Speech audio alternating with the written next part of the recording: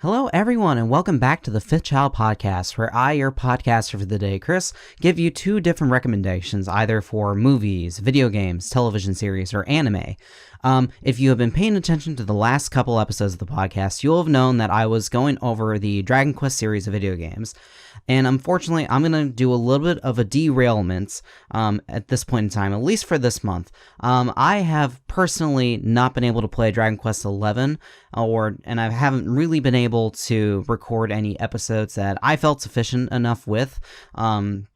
In order to talk about my experience with the Dragon Quest series. I was happy with those first two episodes, but I feel like I need at least one or two more episodes before I can jump into Dragon Quest XI and before I can actually even play the game. So we're going to put that to a side. We're going to put that in the box and shelve it, and we're going to instead go to a different kind of topic for this entire month.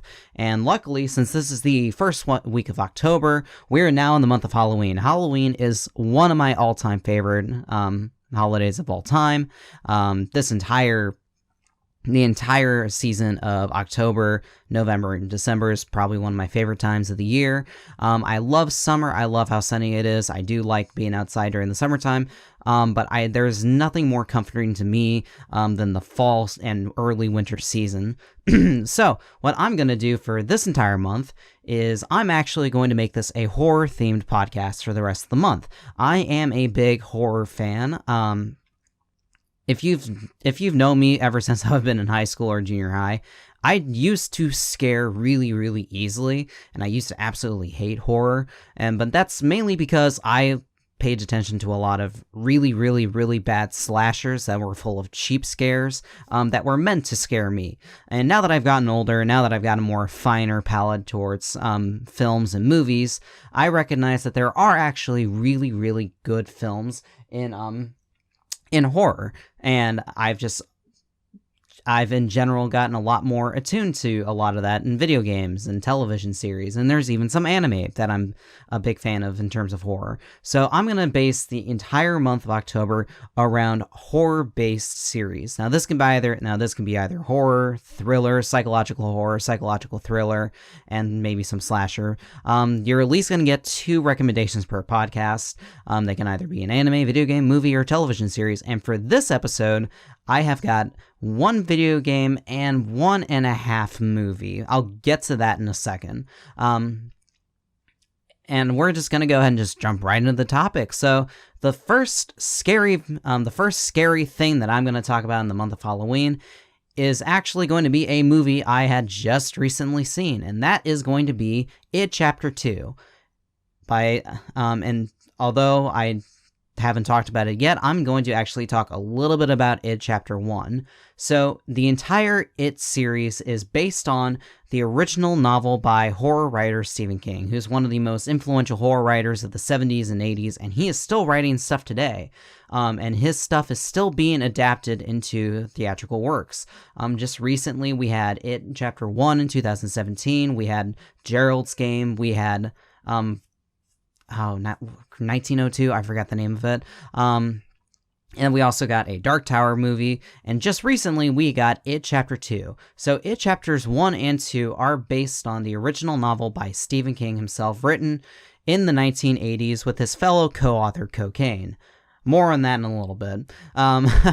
But it is the original novel for It is based in the fictional town of Derry, Maine, which is a central part in a lot of the multiverse, in the whole entire Stephen King's novel and cinematic universe. But in the town of Derry, Maine, every single 27 years, there's an existential threat that comes out of its slumber every 27 years. And begins to stalk children and adults, and just generally gravitate towards moments of violence, and is awakened by moments of violence, and then begins to terrorize the town of Derry, Maine, killing children, resulting in lost children before they are eventually lost to time, because the people of Derry, Maine aren't privy to this malevolent presence. And the only people who know about it is this group of kids who have decided to dub themselves the Losers Club because they feel like outcasts, and they have decided to rise up and fight against this creature, which takes the form of Pennywise the Dancing Clown. They otherwise just call it. So the original novel itself was kind of weird because it's broken up into two different sets of storytelling technique, two different narratives. One of those narratives is based around the kids as adults when they come back to Maine in order to finish the fight, and then the other part of it is the narrative where they are their kid, where they are their childlike selves. And the novel does something interesting where it starts off in the perspective of them being adults, and then as they learn and remember more and more about Derry, Maine, and what they did when they were kids, they flash backwards to their time as children. Because when you leave Derry, Maine, you slowly begin to forget the goings-on that happened when you were in Derry, Maine at that time. And that is exactly what happens to the adults as they grow up. And then they finally start remembering more about Maine and what they did when they were kids when they fought Pennywise. So the novel does this very interesting back and forth, starting from the adults, to the children, and then it slowly builds it up to a climax where you get to read the adults fighting against Pennywise the Dancing Clown and their childlike selves when they first fought him in their climactic final battle with him. So the movies, on the other hand, did something different. It Chapter 1 is the entire narrative just from the perspective of the children. There is absolutely no adult timeline. It Chapter 2 does things even more different and is mainly focused on the adult timeline, but with some minor flashbacks to the children as well. So I'm going to just barely go over It Chapter 1, because I do want to go straight into what I think about Chapter 2. But for my own opinions on It Chapter 1, it was one of my favorite movies of 2017. I was really, really, really surprised by how good it was. And I think the main reason for that is the big resurgence of 80s culture. For those of you who do not know, the original novel takes place originally in the 60s when the children in the Losers Club are kids, and then it takes place in the 80s, 27 years later, when they're adults. This is different in the movies. In the movie for It Chapter 1, it actually takes place during the 80s, and then 27 years later in present time in It Chapter 2. So that actually was kind of interesting for It Chapter 1 because there's a lot of 80s nostalgia, and I can't help but feel that is definitely influenced by Stranger Things being a thing. I do believe that if Stranger Things did not come out in the time it did in 2016, I think It Chapter 1 would have been done a lot more differently than it was actually done. In fact, I think It Chapter 1 It Chapter 1 was definitely going to be done a lot more differently than what we actually got. The entire creative team is based in Warner Brothers, and the original director for It Chapter 1 was by Andy Muschietti.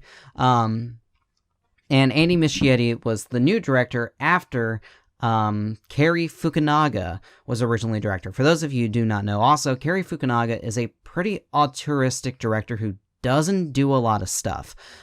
He was entirely responsible for the entire first season of True Detective, which I've seen bits and pieces of, and it is definitely it's definitely a very hard-hitting detective drama.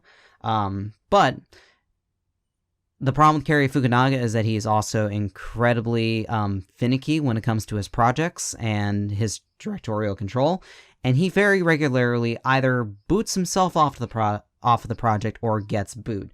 And it's very likely that a lot of the ideas that he had for It Chapter 1 would not have played to a larger audience quite like the final film ended up doing. And that's exactly what It Chapter 1 did.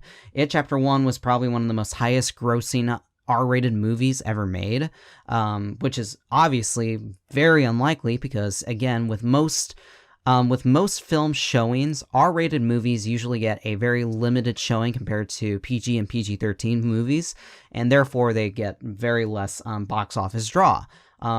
It Chapter 1 pulled off a Deadpool and got well over $700 million in the box office, which that is entirely unheard of for an R-rated movie. So It Chapter 1 is definitely one of my favorite films in 2017.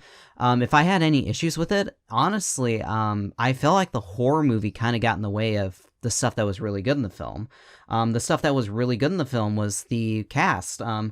Jaden Lieberher, Wyatt Olaf, Jeremy Ray Taylor, Sophia Lillis, Finn Wolfhard, and Jack Dylan Grazer all do fantastic together. Oh gosh, I forgot about Chosen Jacobs. They all do fantastic together as the Losers Club members. Bill, Stanley, Ben, Beverly, Richie Tozier, and Eddie and Mike. They all do excellent together. They all have such great chemistry together. And for child actors in this day and age, again, it's really insane that we are getting such great, talented young junior high school actors now, and they all do fantastic. Pennywise the Dancing Clown is portrayed by Bill Skarsgård, who does a phenomenal job. The prosthetic makeup on him is absolutely terrifying. He's great. His delivery is fantastic. And it stands side by side with the original It TV miniseries that we all know and either love or dislike, or love to hate or hate to love, because it's not the best thing ever. It stands side by side with Steve Curry's original performance as Pennywise the Dancing Clown. But besides that, I think the direction's great. The cinematography for It Chapter 1 was also amazing too. I think the only issue It Chapter 1 had was the fact that the horror movie kind of got in the way of the dramatic coming-of-age movie that I think It Chapter 1 did a really good job with. That's one of the other things about Stephen King adaptations, is that a lot of the best adaptations he has are the ones that don't really delve too much into the horror and actually have more real-life implications as well. In fact, there are honestly some things in It Chapter 1 that are far scarier than Pennywise the Dancing Clown itself. For example, Beverly Marsh's relationship with her father is easily one of the most terrifying things I've seen in a film and read in the original novel. It's way more terrifying than this existential threat of a clown who's a monster who eats children, because it's actually a real-life threat. So there are aspects of It Chapter 1 that I definitely find more scary when you take them as their own parts instead of just the entire threat of Pennywise eating children, even though that is terrifying in its own right, and the sequences with Pennywise are all done really well. But the scares got a little repetitive in the first movie, and they took away from what I truly really loved about the movie, which again, I think the more I saw It Chapter 1, the more I liked it, and the more I gravitated towards those positive moments. But altogether, I think the movie was still one of my favorites from 2017. And needless to say, I was extremely excited for It Chapter 2, which just recently released early September of this year. So It Chapter 2 was again made by the same exact developmental crew and production crew as It Chapter 1. This time, originally, It Chapter 1 did have a script treatment that was done by Cary Fukunaga that was worked out a little bit. I noticed that Fukunaga's attachment to It Chapter 2 is absent, so the entire all of It Chapter 1's main development crew was pretty much most of the same crew. Andy Muschietti as the director, same cinematographer, and also mostly the same writers except for Fukunaga. The other writer was Gary Dauberman, who unfortunately also has the wonderful credits of writing the two Annabelle movies and also directing the last one that just came out, which I heard wasn't that good either. Which wasn't that good either. But yeah, so It Chapter 2 itself, as I said prior, is the entire adult timeline.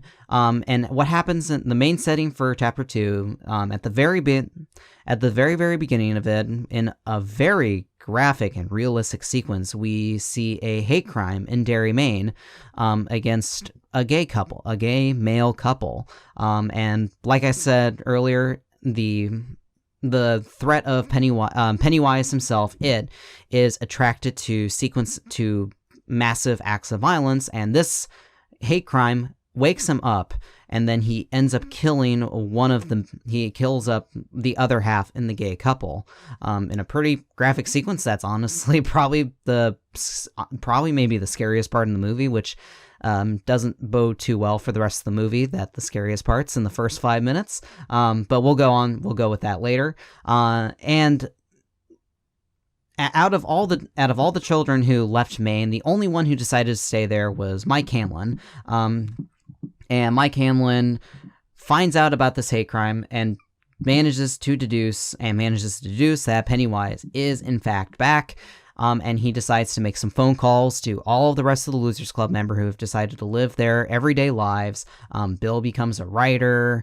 Richie becomes a stand-up comic, and Eddie, Beverly Marsh, gets married to an abusive husband, and Stanley Uris becomes I don't know what Stanley did, actually. I think he just became a lawyer or something. Eddie becomes a risk management associate, and they all decide to make their way back to the town of, and also Ben, who becomes the CEO of an architecture company, all decide to come back to Derry, Maine, in order to finish the fight with Pennywise. And altogether, I think I'll go ahead and go into the positives of what I liked about it, Chapter 2. Again, just like the first movie, this is easily some of the best casting that I've seen. Bill Denbrough is portrayed by James McAvoy, who does a fantastic job. I think James McAvoy is one of the more underrated actors that we have of his generation. I think he'd be technically my generation. He's only like 10 years older than me. He's one of the best actors of his generation. He's fantastic as Bill. He even does a really good job at doing a pretty realistic stutter as well. Jessica Chastain does great as Beverly March. Originally, I think everyone was saying back in 2017 that if Bev was going to be played by someone, it should be Jessica Chastain, and she does, and she's fantastic too. Interestingly enough, the Old Spice guy, Isaiah Mustafa, is Mike Hamlin, and I didn't see this kind of performance come from the Old Spice guy, but he does a very, very interesting portrayal where he's kind of almost manic, and kind of drinks his own Kool-Aid of all the mythical stuff surrounding Pennywise in his lore and how to defeat him. It's very, very interesting. James Ranson does pretty decent as Ben. One of the running jokes in It Chapter 2 is that originally in It Chapter 1, Ben was a little bit of an overweight kid, and he was a bit of an overweight kid, and that caused a lot of bullying back then. And then as he grew older, he got a lot more fit, and that's a big running joke in this movie, is how fit he got. And then I think there's also not James Ransom. James Ranson's Eddie.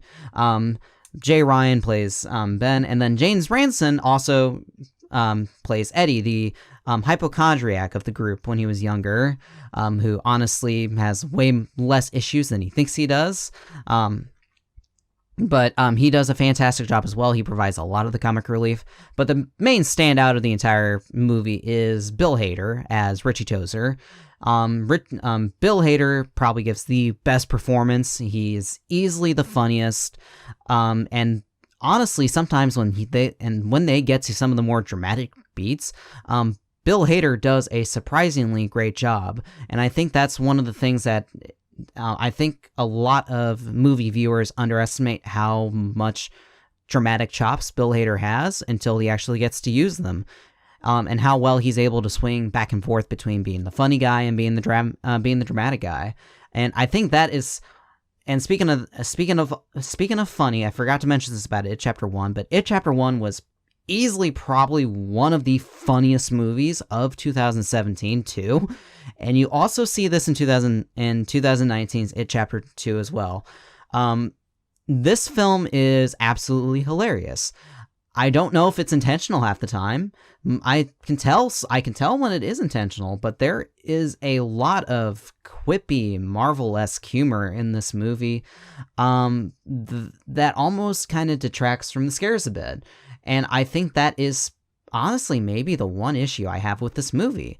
This movie is not anywhere near as scary as It Chapter 1. In fact, I don't think it was really that scary at all. As I said prior, the first 5 to 10 minutes has the scariest sequence in the movie, and then the rest of the sequence kind of goes through the same motions that It Chapter 1 does, but kind of doubles down on that. The issue I have with It Chapter 1 is that while there were actually legitimately terrifying sequences, there is a stretch of the movie when Pennywise is terrorizing the Losers Club, and a lot of the scares are almost exactly the same kind of scare. There's like the exact same setup for every single jump scare, and it just kind of loses itself. I mean, I personally, I don't like jump scares all that much, because for one, I don't like being startled. I don't like being startled. I think I can do without it. I'd rather not be startled, because for one, that just kind of, it's uncomfortable. It's uncomfortable to get startled. And two, once you get startled, it's kind of just a one and done thing. A jump scare is something that's just used to completely deflate the tension, and then it's all gone. The best use of a jump scare that I have seen in recent years has been one specific jump scare in The Haunting of Hill House. I won't go into that series, honestly, right now, but my favorite kind of jump scares are the kind of ones that I literally see coming out of nowhere. I'm already tense, and I didn't actually expect it to happen, and it's one of those kind of jump scares where I just, instead of thinking, oh, well, there's that, it scared me, but now I know that's there. The jump scare I like is the one that gets me where I live, and I think, what was that? And I'm still saying, what was that? And I'm even more tensed out because of it. And It Chapter 2 has none of those, because every single jump scare in this movie is horribly telegraphed, just like the first movie. The first movie wasn't so bad, and because I think it wasn't that bad, because that long stretch where it did happen was also part of a 2-hour-long movie. It Chapter 2 is almost 3 hours long, so that means that long stretch of the same kind of jump scare, one after the other, is for a much longer stretch of time. And if you want a name to that longer stretch of time, it's the entire second freaking act of the movie. So It Chapter 2 has the issue of where the first act of the film is actually really good. The setup for getting everyone back into Maine is really, really, really good. And then the third act, when the Losers Club finally decided to take the fight to Pennywise one last time, is actually really, really solid too. No spoilers for me, but I personally did I really liked the third act a lot. The second act is just so, it drags its feet so much though, and there's so many plot lines that there's also a specific plot line that pretty much goes absolutely nowhere. There was a bully in the original. In the first It Chapter 1, there was a bully known as Henry Bowers, who terrorized the Losers Club when he was a young kid, and he then comes back to exact revenge on them with the help of Pennywise in It Chapter 2, and the plot goes absolutely nowhere. Henry's kind of there, and then he's not there anymore. And that's about it. Whereas in the original film, seeing a young kid go this crazy was actually pretty scary. It ends up kind of being kind of goofy in it Chapter 2, and it's probably one of the weakest parts of the movie. Altogether, it still has a lot of the same positives that It Chapter 1 has. It still has the great direction. It still has a lot of great humor. It still has a lot of the great casting. The cinematography is still excellent. Just some of the stuff that I didn't like about the first movie is magnified, especially due to the length of the second movie. And I do think it is an inferior movie to the original movie. Now, I think if you are in for the long haul, you can watch It Chapter 1 and then go straight into It Chapter 2, and you altogether do get a much more complete movie that kind of balances itself out. Instead of having one clearly superior movie and one clearly inferior movie, you do have a movie that's altogether pretty good. So that's it for It Chapters 1 and 2. I highly recommend It Chapter 1, and then if you already saw It Chapter 1, you might as well watch It Chapter 2 just to finish it out. Just know that it's going to drag along a lot. It's not as good as the first one. It's still a decently fun time. I enjoyed my time with It Chapter 1, with It Chapter 2, and honestly, when it comes out on Blu-ray and DVD, I'll 100% marathon both movies back to back, with a bathroom break probably halfway through it. But yeah, that's it for It Chapter 2. So now let's go ahead and jump right into the video game for today's podcast too, and that video game is Detention. Detention was a game that came out in 2017, I believe, for PC, Windows. I think it was 2017. Yep, it originally came out on Windows in 2017, and then was released for the PlayStation 4 later that year, and then eventually made its way also onto the Nintendo Switch as well. I'm going to be talking about the Nintendo Switch version because that's the version I played. And Detention is made by Red Candle Games, a Taiwanese developer that unfortunately has also gotten into a lot of controversy recently because of this game and another game they made known as The Devotion, which kind of sucks. The game is a survival, is mostly a survival horror video game where the entire game takes place in 1960s Taiwan, when Taiwan was under martial law because of major tensions with mainland China. There's a lot of geopolitical stuff going on there that I don't want to touch with a 10-foot pole, because I don't know if this podcast is going to maybe reach the Chinese people, so I don't want to do that. And the story revolves around these two students, Wei and Ray, who are trapped in this high school in this remote area in Taiwan, and then some really, really unsettling shit happens when they're in the school.